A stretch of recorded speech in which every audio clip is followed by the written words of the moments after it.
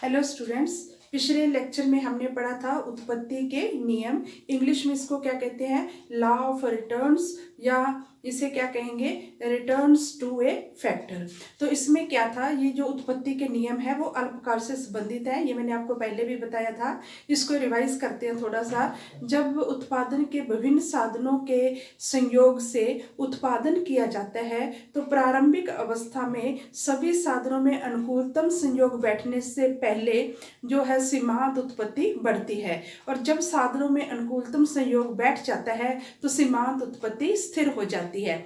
और जब फिर भी परिवर्तनशील साधन की मात्रा बढ़ाई जाती है तो अनुकूलतम संयोग बैठने के बाद क्या होता है? सीमांत उत्पत्ति गिरना शुरू कर देती है। तो सीमांत उत्पत्ति के बढ़ने, स्थिर होने और घटने की जो क्रिया है इसे उत्पत्ति के नियम कहते हैं। और इन्हीं के आधार पर उत्पत्ति के 3 नियम हैं: उत्पत्ति वृद्धि नियम, उत्पत्ति समता नियम और उत्पत्ति ह्रास नियम। Law of increasing returns, law of constant returns और लॉ ऑफ डिमिनिशिंग रिटर्न्स। तो अब इन तीन, पिछले लेक्चर में हम इन तीनों का एक टेबल बनाई थी और एक रेखा चित्र बनाया था, लेकिन अब तीनों का हम अलग अलग अध्ययन करते हैं। तो सबसे पहले हम करते हैं उत्पत्ति वृद्धि नियम, या इसे क्या कहते हैं? Law of increasing returns. इसमें क्या है?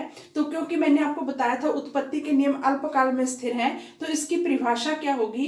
अल्पकाल में कुछ साधनों या एक साधन को स्थिर रखकर जब परिवर्तनशील साधनों की मात्रा में उत्तरोत्तर वृद्धि से कुल उत्पादन में अनुपात से अधिक वृद्धि होती है तो उसे उत्पत्ति वृद्धि नियम कहते हैं।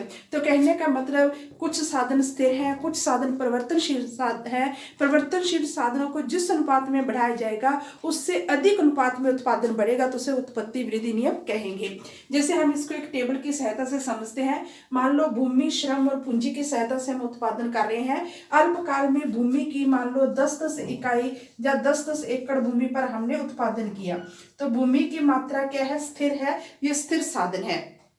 श्रम और पूंजी की मान लो पहले 1 इकाई ली, फिर 2 इकाई, फिर तीसरी इकाई, फिर चौथी इकाई और फिर 5वीं इकाई। आपने क्या है? उत्पत्ति वृद्धि नियम। उत्पत्ति वृद्धि नियम क्या होगा कि जब जिस अनुपात में साधनों की मात्रा में उत्तरोत्तर वृद्धि हुई है तो उत्पादन में उसके अनुपात से अधिक वृद्धि हुई है, तो इसका मतलब जो एमपीपी है वो बढ़ेगा। तो आपने एमपीपी को क्या हुआ? बढ़ता हुआ लेना है। पहले आपने लेना है 10 लेना है, ठीक है, फिर आपने 12, फिर 14, फिर 16 और फिर 18, ये बढ़ रहा है। तो इसको एमपीपी से टीपीपी कैसे निकलते हैं? इसको जोड़ते जाओ। यहां हमने लिखा 10, 10 और 12 22, 22 और 14 36, 36 और 16 कितने हो गए? 2 5 52, 52 और 18 कितने हो गए? 70।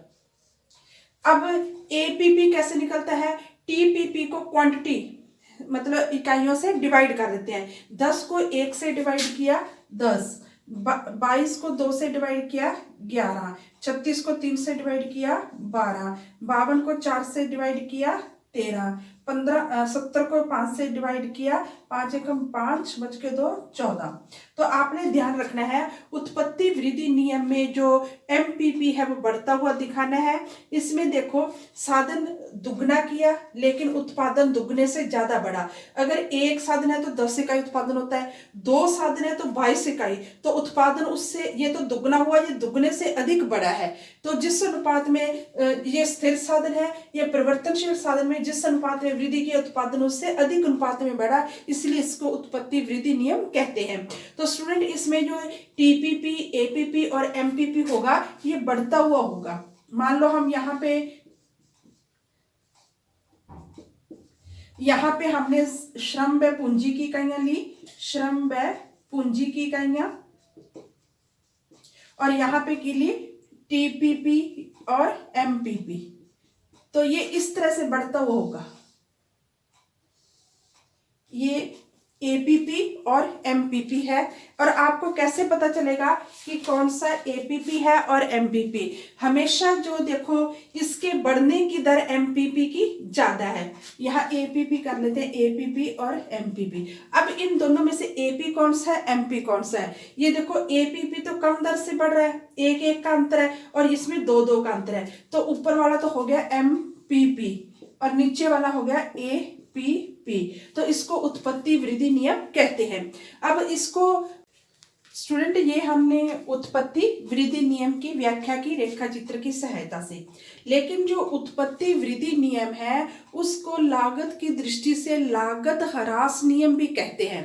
कारण क्या है कि ये देखो एक एक इकाई श्रम और पूंजी की लगाई तो 10 इकाई उत्पादन हुआ, उसको साधनों को दुगना किया, उत्पादन दुगने से ज्यादा आया। यानी दुगने से ज्यादा का मतलब क्या है, पहले से कम खर्च हुआ प्रति इकाई।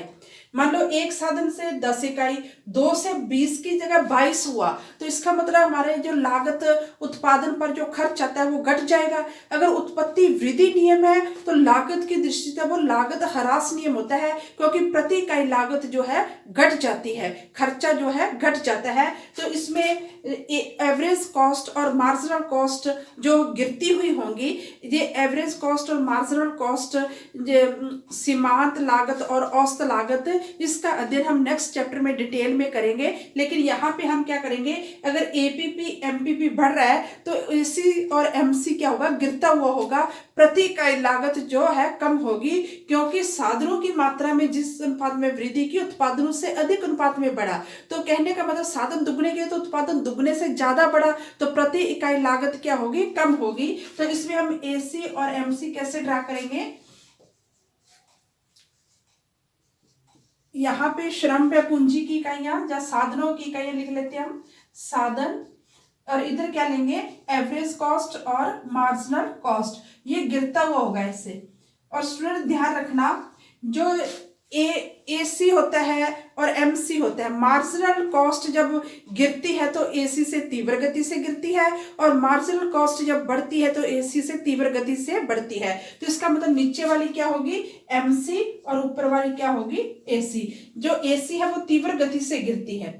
इधर एमपी और एपी में क्या था, मार्जिनल प्रोडक्ट तीव्र गति से बढ़ रहा है, दो दो का अंतर है, इसमें एक एक का, इसलिए जब बढ़ते हुए तो एमपी ऊपर आएगा, एसी वाले में और एमसी में एमसी नीचे होकर एसी, यानी सीमांत लागत तीव्र गति से गिरेगी और एवरेज कॉस्ट जो है, औसत लागत है, वो कम दर से गिरेगी। तो स्टूडेंट ये था उत्पत्ति वृद्धि नियम। अब हम करते हैं उत्पत्ति समता नियम।